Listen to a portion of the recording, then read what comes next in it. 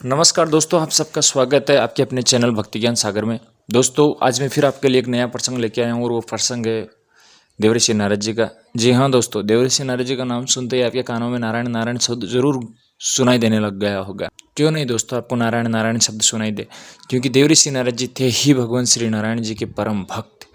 भक्ति और ज्ञान की प्रतिमूर्ति देवर्षि नारद जी का यह प्रसंग आपको जरूर पसंद आएगा। तो चलिए दोस्तों, वीडियो को आगे बढ़ाते हैं। आगे बढ़ाने से पहले मैं आपसे रिक्वेस्ट करता हूं कि आप हमारे चैनल भक्ति ज्ञान सागर को आप सब्सक्राइब करें और बेल आइकन को प्रेस करें, ताकि हमारा कोई भी नया वीडियो आने से पहले आपको नोटिफिकेशन उसका मिल जाए। एक समय की बात है जब देवर्षि नारद जी के मन में विचार आया कि क्यों न तपस्या की जाए। वो तपस्या करने के लिए मंदराचल पर्वत के कंदरों में चले गए। वहाँ उन्होंने असीमित अवधि के लिए तपस्या चालू की। असीमित अवधि वो होती है दोस्तों जिसमें समय निर्धारित नहीं किया जाता। तपस्या कभी भी पूर्ण हो सकती है। तो ऐसी तपस्या में देवर्षि नारद जी बैठ गए। उनकी तपस्या इतनी उग्र थी कि देवराज इंद्र का इंद्रासन भी हिलने लग गया। इंद्रासन को हिलता देख देवराज इंद्र को चिंता हुई और वो कामदेव के पास गए। कामदेव से विनती की कि हे प्रिय मित्र, तुम हमारे मित्र हो। और वहाँ हिमाचल के कंदराओं में देवर्षि नारद जी घोर तपस्या में लीन हैं। कहीं उन्होंने भगवान से तपस्या के फल स्वरूप मेरा इंद्रासन मांग लिया तो मैं कहीं का नहीं रहूंगा। हे मित्र, तुम मेरी सहायता करो, ऊर्जा कर देवर्षि नारद जी की तपस्या भंग करो। देवराज इंद्र के आदेश पे कामदेव वहां चले जाते हैं जहाँ देवर्षि नारद जी तपस्या कर रहे थे। उन्होंने अपने पुष्प बाण देवर्षि नारद जी पे चलाए, परंतु देवर्षि नारद जी तपस्या में लीन थे। इसी कारण कामदेव ने देवर्षि नारद जी पे अपना प्रभाव डालना शुरू किया, परंतु देवर्षि नारद जी पे कामदेव का कोई प्रभाव नहीं हुआ। इसका कारण ये था दोस्तों कि देवर्षि नारद जी वहां तपस्या कर रहे थे जहां महादेव ने कामदेव को भस्म किया था, और ये कहा था कि कामदेव की भस्म जितनी दूरी से दिखेगी उतनी दूरी तक कामदेव का कोई प्रभाव नहीं होगा। यही कारण था कि देवर्षि नारद जी पे कामदेव का कोई प्रभाव नहीं हुआ और वो असफल हो गए। देवर्षि नारद जी पे कामदेव का कोई प्रभाव नहीं होने के कारण वो असफल हो गए, और असफल होने के पश्चात वो देवराज इंद्र के पास आए और उन्होंने पूरी व्यथा वर्णन की। कामदेव की असफलता की कहानी सुनकर देवराज इंद्र निराश हुए और एक तरफ देवर्षि नारद जी की तपस्या भी पूर्ण होने को आई। तपस्या पूर्ण होने के पश्चात जब उन्होंने आंखें खोली तो उनको ज्ञात हुआ कि कामदेव उन पे अपना प्रभाव डालने आया था, परंतु वो असफल रहा। यही सोच के उनमें अहंकार उत्पन्न हो गया।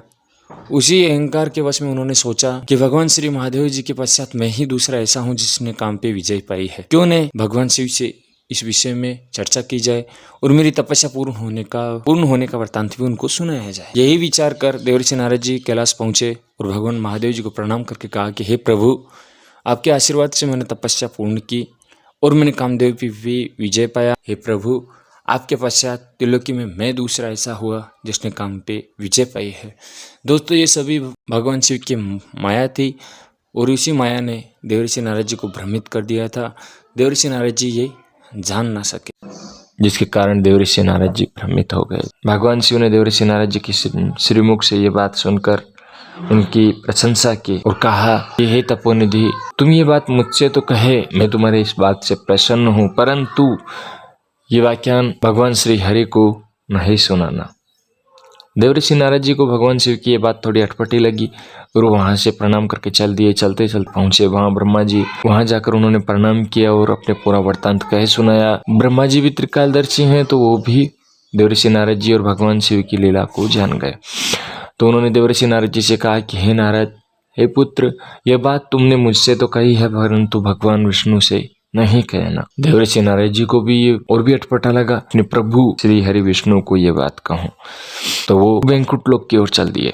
वैकुंठ लोक की ओर चलते वक्त उनके मन में विचार आया कि मैं अपने प्रभु से ये बात कहूंगा तो प्रभु बहुत प्रसन्न हो जाएंगे। जब देवर्षि नारद जी वैकुंठ लोक पहुंचे तो उनको वैकुंठ लोक तो देवर्षि नारद जी को आया देख वो अपने आसन से उठे और उनका साधु सत्कार करने उन्हीं के पास पहुंच गए और कहा कि हे तपोनिधि, आप धन्य हैं, आपके आने से हमारा वैकुंठ लोक पवित्र हुआ।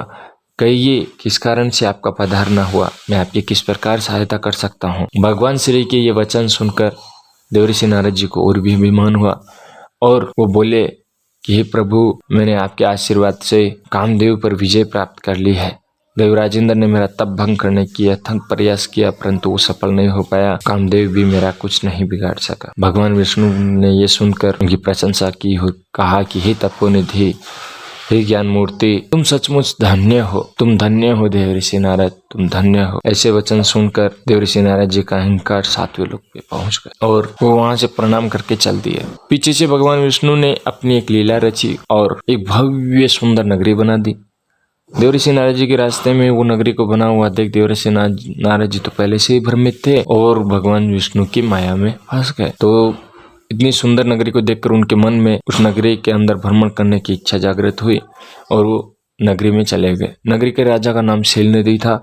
तो वहां पहुंचकर जब वो नगरी में पहुंचे तो राजा शैलनिधि को ये एहसास हुआ कि देवऋषि नारद जी पधारे हैं। तो वो उठकर उनको प्रणाम करने चले गए, उनका साधु सत्कार करने के लिए चले गए और अपने राजमहल में ले आए। राजमहल में लेकर आने के पश्चात उनकी एक पुत्री थी। राजा शैलनिधि ने पुत्री को बुलाकर देवऋषि नारद जी को प्रणाम करवाया और देवऋषि नारद जी से कहा कि हे देवऋषि, आप त्रिकालदर्शी हैं, भूत भविष्य वर्तमान को जानने वाले हैं, कृपया करके आप मेरी पुत्री का भविष्य बताइए। देवऋषि नारद जी ने राजकुमारी का हाथ देखकर उनका भविष्य बताना शुरू किया और कहा कि हे राजन, आपकी पुत्री बहुत ही गुणवान, रूपवती और भाग्यशाली है। इसका जो भी वर वरण करेगा वो लोक विजयी होगा, तीनों लोकों में उसकी पूजा होगी और वो महादेव के समान ही वीर होगा। ये सुनकर देवऋषि नारद जी चले गए, परंतु चलते चलते उनके रास्ते में एक विचार आया कि क्यों न मैं ही इस राजकुमारी से विवाह कर लूं। मैंने कामदेव पर विजय तो पाकर तीनों लोकों में प्रसिद्धि पा ही ली है और इससे विवाह करने के पश्चात में भी भगवान की सम्मान हो जाऊंगा। परंतु उनके मन में एक विचार आया, मैं तो ब्रह्मचारी साधु वेश में हूँ, राजकुमारी मुझसे कैसे विवाह करेगी? उसके स्वयंवर में तो एक से बढ़कर एक सुंदर युवक आएंगे। तो यही विचार कर उनके मन में भगवान श्री हरि विष्णु का ध्यान हुआ है और उन्होंने विचार किया, क्यों न मैं भगवान विष्णु से ही उनका सुंदर रूप मांग लूं।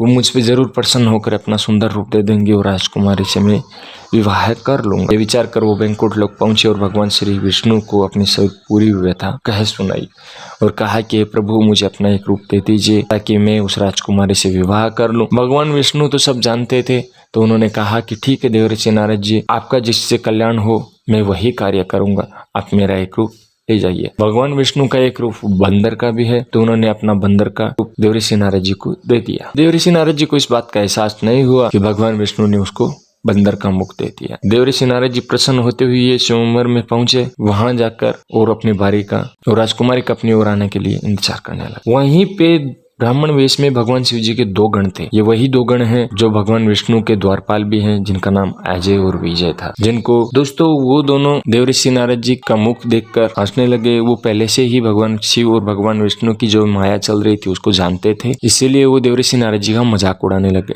जब राजकुमारी जी देवऋषि नारद जी की तरफ आई तो उनका बंदर मुख देखकर वो मुंह बनाकर एक किनारे चल दिए। इतने में ही भगवान विष्णु एक सुंदर युवक का रूप धारण करके वहां पहुंचे।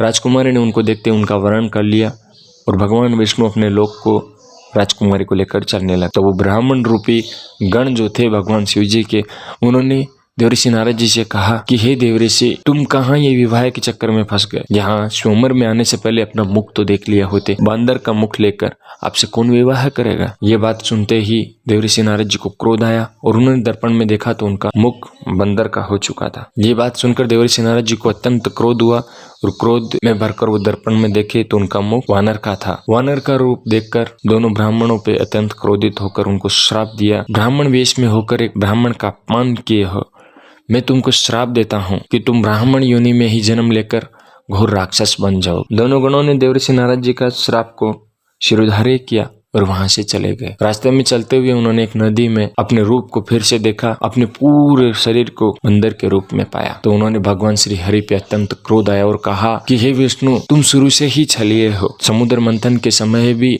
मोहिनी रूप धारण करके तुमने असुरों को मंदिरा और देवताओं को अमृत पिलाकर उनसे छल किया। जब समुद्र से हलाहल निकला तो भगवान शिव जी को हलाहल पिला दिया। हे विष्णु, आज फिर से तुमने उसी प्रकार मुझसे छल किया। जब मैंने तुमसे अपना सुंदर रूप मांगा तो तुमने मुझे वानर का मुख दे दिया।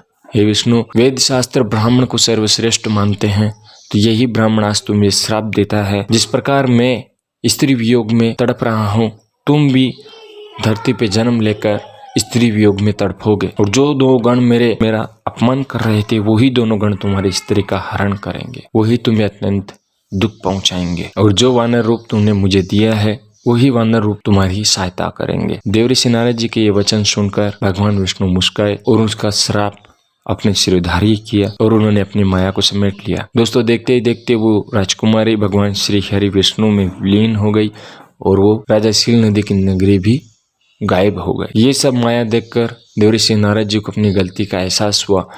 उनकी बुद्धि से माया का जो पर्दा वो हट गया और उन्होंने अपने रूप का पूर्ण ज्ञान हुआ। देवर्षि के नारद जी के मन में अत्यंत ग्लानि उत्पन्न हुई और वो रोने लग गए। भगवान श्री हरि के श्री चरणों में लौटकर कहने लगे, प्रभु मुझे क्षमा कर दीजिए। हे भक्त वत्सल, हे दयामयी, आप संतों के हितकारी हैं। मुझे मूढ़ और अज्ञानी जानकर आप क्षमा कर दीजिए। मैंने जो आपको श्राप दिया है वो निष्फल हो जाए। हे प्रभु आप मुझे क्षमा कीजिए। भगवान श्री हरि विष्णु ने कहा कि हे देवर्षि तुम धन्य हो, परंतु ये श्राप मैंने अपनी इच्छा से ही ग्रहण किया है, लेकिन फिर भी तुमने और भगवान शिव की बात न मान के तुमने पाप किया है। इसलिए हे देवर्षि नारद तुम जाओ और भगवान शिव की पंचाक्षरी का जाप करो और उनके समस्त लिंगों का ध्यान करो। हे देवर्षि नारद तुम उनके समस्त लिंगों का ध्यान करोगे, उनकी परिक्रमा करोगे और उनके पंचाक्षरी नाम का जाप करोगे तो तुम भगवान शिव की आज्ञा का उल्लंघन करने के जो पाप किया है उससे मुक्त हो जाओ। देवर्षि नारद जी अपना पाप का प्रायश्चित करने के लिए चले। इसी श्राप के कारण भगवान विष्णु प्रभु श्री रामचंद्र जी के रूप में जन्म लिए थे। तो दोस्तों यही अपना प्रसंग यहीं समाप्त होता है। तो दोस्तों आज का प्रसंग यहीं समाप्त होता है। अगर आपको हमारा वीडियो अच्छा लगे तो इसको लाइक करें, शेयर करें और कमेंट्स करें और बेल आइकन को प्रेस करें ताकि हमारा आने वाला वीडियो का नोटिफिकेशन आपको सबसे पहले मिल जाए। और कमेंट्स करके जरूर बताइए कि आज को हमारा ये प्रसंग कैसा लगा। हम आपके लिए नया फिर से कोई प्रसंग लेके आएंगे। तब तक के लिए राम राम।